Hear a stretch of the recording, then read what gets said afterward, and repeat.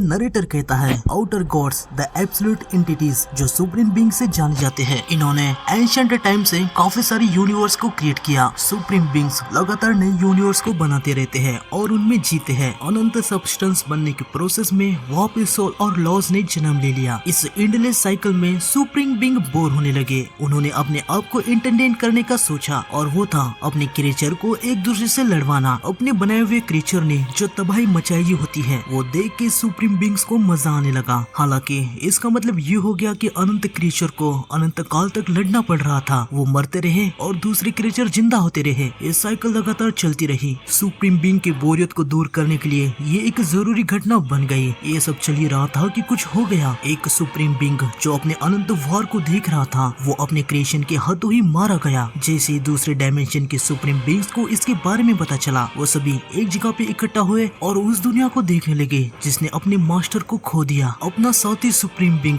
जो अपने ही क्रिएशन के हाथों मारा गया। इससे सुप्रीम बीइंग को कोई घंटा भी फर्क नहीं पड़ा। उन सभी के सेम ही विचार थे। पहला जो मालिक के पावर को हासिल करेगा वही मास्टर बनेगा। आगे हमें सो के स्कूल को दिखाया जाता है। सो अपने फ्रेंड से कहता है मुझे Korean national university of arts में एडमिशन मिल गया। ये सुन के उसके फ्रेंड्स बहुत ही ज्यादा हैरान हो जाते हैं। एक फ्रेंड कहता है क्या तुम झूठ बोल रहे हो? तुम्हारे जैसा कोई आर्ट यूनिवर्सिटी में कैसे जा सकता है? दूसरा फ्रेंड कहता है अरे यार मुझे फिर से एक साल रिपीट करना होगा। ये सुन के सो हंसने लगता है और वो कहता है आखिरकार मैं इस नर्क से आजाद हो जाऊंगा। तभी यहाँ पे ली योनचुल आ जाता है। हमने इसे सोलो लर्निंग के साइड स्टोरी में देखा था। ली सुहो से कहता है सुहा कांग्रेचुलेशंस, मैंने सुना है कि तुम आर्ट यूनिवर्सिटी में जा रहे हो। मुझे तो बिल्कुल भी पता नहीं था कि तुम्हारे पास कोई टैलेंट है। वैसे तुम ड्राइंग में कब से टैलेंटेड हो गए? हाँ। सुहो ली को पहचानता ही नहीं और वो उसे कहता है समझू यहाँ पे।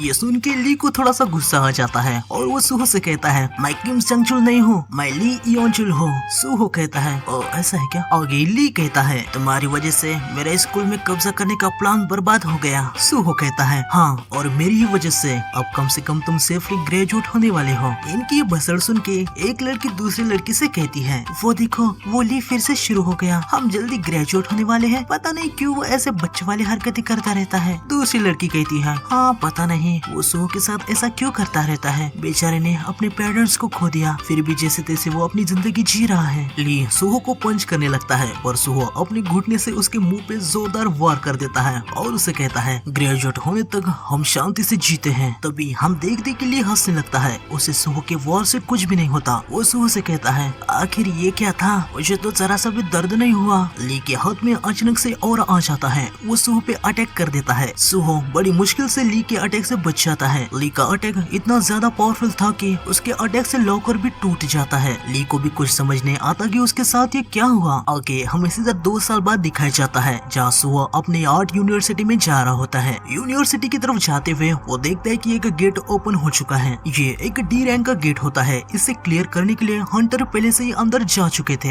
एसोसिएशन वाले लोगों को यहाँ से दूर जाने को कहते हैं। सुहो कहता है एक और गेट। 3 साल पहले दुनिया में अचानक से गेट अपीयर होने लगे और दुनिया में एक बड़ा सा चेंज आ गया। गेट्स डंजन के अंदर जाने का रास्ता होता है और एक सर्टेन अमाउंट गुजर जाता है तो डंजन के अंदर के मॉन्स्टर लोगों को मारने के लिए बाहर आ जाते हैं। हालांकि लोगों में भी चेंज होने लगा। कुछ स्पेशल एबिलिटी वाले यूजर्स जो माना का यूज करते हैं वो ये सब जो हो रहा था उसके खिलाफ जाने लगे और वे कम दिखाई देने लगा था। दुनिया काफी तेजी से चेंज होने लगी। इसलिए लोग सोचने लगे कि ये क्योस काफी लंबे तक चलने वाला है। फिर एक अवेकन जिनका नाम है वू जिनचुल उन्होंने हंटर एसोसिएशन को बनाया जहाँ अवेकन जमा होते हैं। उन्होंने हंटर नाम का एक जॉब बनाया और उससे ये क्योस उम्मीद से पहले ही ज्यादा जल्दी खत्म होने लगा। अब इस दुनिया के लोग अवेकन और नॉन अवेकन में डिवाइड हैं। आगे हम देखते कि सुहो अपने ड्राइंग क्लास में आ गया था। वो इस हुए चेंज के बारे में सोच रहा था कि कैसे अब स्ट्रॉन्ग लोग बहुत ही आसानी से कमजोरों पे भारी पड़ जाते हैं। हमें सुहो का पास्ट वाला सीन दिखाया जाता है जहाँ ली ने उसे हरा दिया होता है। वो कहता है नॉन अवेकन कितनी भी मेहनत क्यों न करे लेकिन उनका ए रैंक वाले अवेकन से भी डिफरेंस नहीं बनाया जा सकता। अगर हंटर गेट को बंद नहीं करेंगे तो ये दुनिया खत्म हो जाएगी। दूसरे शब्दों में कहा जाए अवेकन के बिना नॉन अवेकन जिंदा नहीं बच पाएंगे लेकिन अवेकन नॉन अवेकन के बिना जिंदा रह सकते हैं। इसी की वजह से हंटर को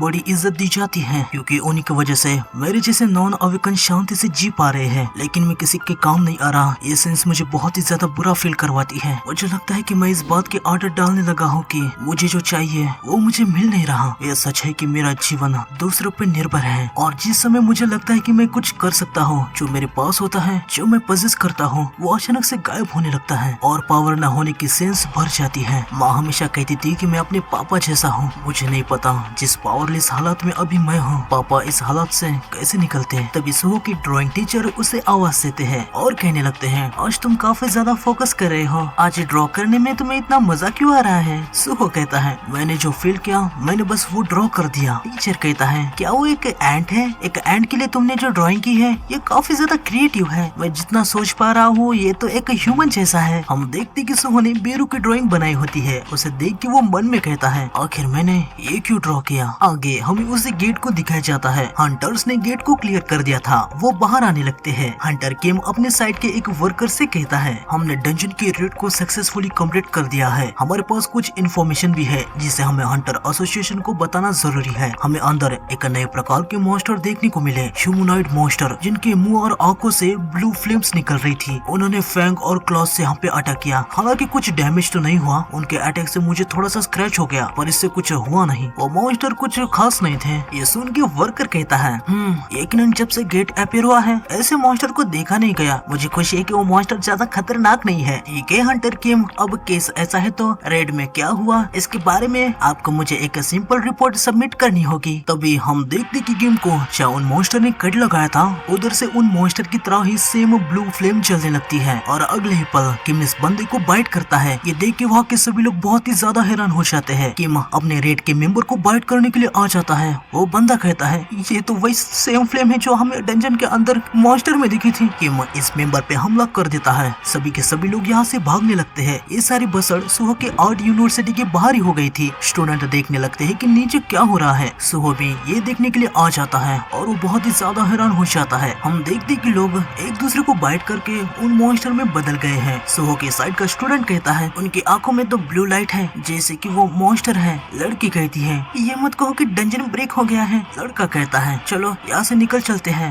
लड़की कहती है, नहीं हमें यहाँ रुक के हंटर्स के आने का वेट करना चाहिए। तभी लड़का अपने टीचर से कहता है, इंस्ट्रक्टर हिम आप तो अवेक हुए हो है ना, तो आप कुछ कीजिए। टीचर कहते हैं, पर मैं तो बस एक ई रैंक का हूँ। इनकी ये बातें चल रही थी कि एक मॉन्स्टर इनकी तरफ आने लगता है। सुहो उसे देख लेता है और वो बहुत ही ज्यादा हैरान हो जाता है। वो सभी से कहता है, जल्दी से यहाँ से भागो। मॉन्स्टर यहाँ पे आ जाता है और वो एक स्टूडेंट को बाइट कर देता है। सुहो यहाँ से भागने लगता है और वो सभी को यहाँ से भागने को कहता है, लेकिन सुहो के सामने एक लड़के का पैर फंस जाता है। वो सुहो से हेल्प मांगने लगती है। सुहो भागने लगता है और लड़के से कहता है, मैं हंटर्स को लेके आता हूँ। थोड़ा ये आगे जाने के बाद सुहो अपने मन में कहता है, लानत है, मैंने ऐसा क्यों कहा कि मैं हंटर को लाऊंगा। ये तो सिर्फ ऐसा हुआ कि मैं उसे मरने के लिए वहाँ पे छोड़ रहा हूँ, पर मेरे जैसा नॉन अवेकन यहाँ पे कुछ भी नहीं कर सकता। लानत है ये नॉन अवेकन। भले ही मैं अपने पावरलेस को दोष देता रहता हूँ, फिर भी इससे कुछ भी चेंज नहीं होने वाला। सोच सुहो सोच, तू क्या कर सकता है। तुझे कोई ना कोई तो रास्ता ढूंढना ही होगा। अगर पापा यहाँ पे होते तो वो क्या करते। मॉन्स्टर लड़की के पास धीरे धीरे आने लगता है। लड़की रोने लगती है। मॉन्स्टर छलांग लगा के लड़की को बाइट करने के लिए पहुंच ही जाता है, लेकिन तभी सुहो फायर एक्सटिंगर से मॉन्स्टर पे हमला कर देता है और वो अपने मन में कहता है, यकीनन अगर डैड यहाँ पे होते तो वो भी यही करते। सुहो मन में कहता है, बहुत पहले मुझे एक सपना आया था, एक सपना जो गेम के बारे में था। मॉन्स्टर्स को हराने के लिए हर एक फ्लोर पे मैं स्ट्रॉन्ग होता था। मैं लेवल अप किया और बार बार लड़ा। जैसे मॉन्स्टर स्ट्रॉन्ग बनते थे मैं भी स्ट्रॉन्ग होता गया और बहुत सारे चैलेंजेस के बाद आखिरकार मैं फाइनल फ्लोर पे पहुंच गया। जिस फाइनल बॉस से मेरा सामना हुआ था वो बहुत ही ज्यादा स्ट्रॉन्ग था। मुझे पता था कि वो मेरा एनिमी था, फिर भी उसके पावर से मैं जलने लगा था, लेकिन साथ ही मुझे उसके लिए रिस्पेक्ट भी थी। और पता नहीं किसी कारण से वो फाइनल बॉस मेरे डैड थे। शायद ये इसलिए था क्योंकि मुझे मेरे सपने में डैड की तस्वीर दिखाई दी थी। मेरे डैड स्ट्रॉन्ग थे, वो इतने पावरफुल कैसे बने। प्रेजेंट में हम देखते कि सुहो के अटैक से मॉन्स्टर पीछे हो गया था। सुहो मन में कहता है, अब मैं क्या करूं। मैंने सुना था कि अवेकन के अटैक जिनके पास माना नहीं होता उनका मैजिक बीस्ट पे कोई भी असर नहीं होता। तभी समय रुक जाता है। सुहो बहुत ही ज्यादा हैरान हो जाता है और वो कहता है, क्या समय रुक गया। सुहो के सामने नोटिस आ जाती है कि आपने secret quest coverage of week को कंप्लीट कर लिया है। अभी आप प्लेयर बनने के लिए क्वालिफाई हो चुके हैं। क्या आप इसे एक्सेप्ट करेंगे। ये देख के सुहो कहता है, ये तो उस गेम के सपने जैसा ही है। अगर मैं उस सपने जैसी फाइट कर सकता हूँ तो इसे ना एक्सेप्ट करने का तो कोई कारण ही नहीं है। वैसे भी यहाँ पे हालत काफी ज्यादा बुरे हैं। सुहो इसे एक्सेप्ट कर लेता है। सिस्टम मैसेज देता है, कांग्रेचुलेशंस आप प्लेयर बन चुके हैं। सुहो ने एक क्वेस्ट को कंप्लीट कर दिया था तो उसे रिवॉर्ड में ग्रेट काइंडारू की स्पेल मिल जाती है। इससे सुहो लाइफ टाइम के लिए स्ट्रॉन्ग और हेल्दी रहेगा। ये जो रिवॉर्ड मिला था ये एक सीक्रेट क्वेस्ट का था। नॉर्मल क्वेस्ट के रिवॉर्ड में उसे एक लॉन्गेविटी नाम का इफेक्ट मिल जाता है, जिससे सुहो सारी बीमारियां, जहर और सारे स्टेटस इफेक्ट से हील हो जाएगा और सोने से ये एबिलिटी और भी ज्यादा इनहेंस हो जाएगी। आगे सिस्टम बताता है कि सुहो को डेवलप करने के लिए वो उसकी हेल्प करेगा। फिर सिस्टम वार्निंग देता है कि ये कोई ड्रीम नहीं है, तो अभी बस एक ही लाइफ है और सुहो को सावधान रहने को कहता है। ये सब देखने के बाद सुहो बहुत ही ज्यादा खुश हो जाता है। वो अपने मन में कहता है ये तो गेम की तरफ विंडो है जैसे मैंने सोचा था। तभी सुहो को और एक क्वेस्ट मिल जाता है। सुहो को इस मिस्ट बर्न को हराना है और लेवल अप करना है। अब सुहो इन बीस्ट के रैंक्स को देख सकता है। ये मिस्ट बर्न मॉन्स्टर एक अवेकन रैंक का है। सुहो लड़के से कहता है जल्दी से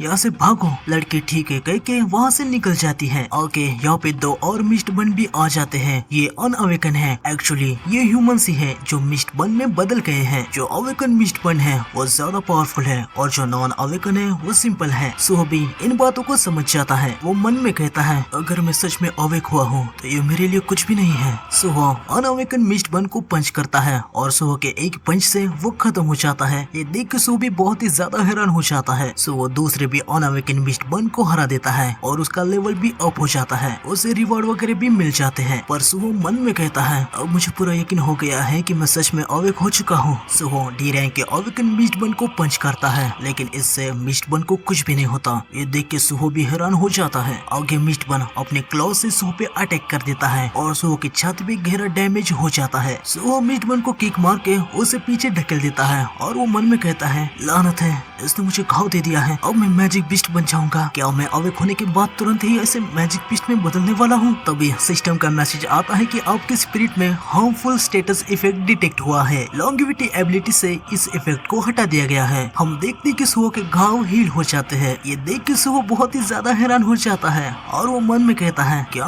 लॉन्गेविटी? अरे हाँ, अब मैं जब इसके बारे में सोच रहा हूँ तो मुझे याद है कि मैंने इस स्टेटस विंडो को पहले भी देखा है। मिस्ट बर्न सुहो पे अटैक कर देता है। सुहो बड़ी मुश्किल से उसके अटैक को ब्लॉक कर रहा था। वो अपने मन में कहता है अगर मैं डी रैंक के अवेक मिस्ट बर्न से वीक हूँ इसका मतलब यह है कि मैं एक ई रैंक का हूँ और यार मैं बस अभी अभी अवेक हुआ हूँ और मैं इन रैंक वगैरह के बारे में सोचने लगा हूँ। मिस्ट बर्न सुहो पे काफी भारी पड़ने लगता है। सुहो अपने मन में कहता है लानत है, मेरे पास कुछ ना कुछ तो होगा। तभी सुहो को याद आता है कि उसे क्वेस्ट के रिवॉर्ड मिले हुए हैं। सुहो रिवॉर्ड को देखने लगता है जहाँ उसे 5 स्टैट पॉइंट और 2 स्टैट पॉइंट मिले हैं। सुहो रिवॉर्ड्स को एक्सेप्ट कर लेता है। सुहो की स्ट्रेंथ बढ़ जाती है और वो मिस्ट बर्न को किक मार के पीछे फेंक देता है और तुरंत उस पे जोरदार पंच करता है। हालांकि अभी भी ये काफी नहीं होता, इससे भी मिस्ट बर्न को कुछ खास फर्क नहीं पड़ता। तो सुहो बाकी के 5 स्टैट पॉइंट भी स्ट्रेंथ में डाल देता है और उसकी स्ट्रेंथ 19 हो जाती है और वो फिर से मिस्ट बर्न पे जोरदार पंच करता है और इस बार मिस्ट बर्न को काफी तगड़ा डैमेज हो जाता है। वो सीधा एक दीवार से टकरा जाता है। सुहो तुरंत उसे और एक पंच मारता है जिससे दीवार टूट जाती है और मिस्ट बर्न नीचे गिर के खत्म हो जाता है। सुहो का लेवल 3 से अप हो जाता है। सुहो कहता है मैं जीत गया,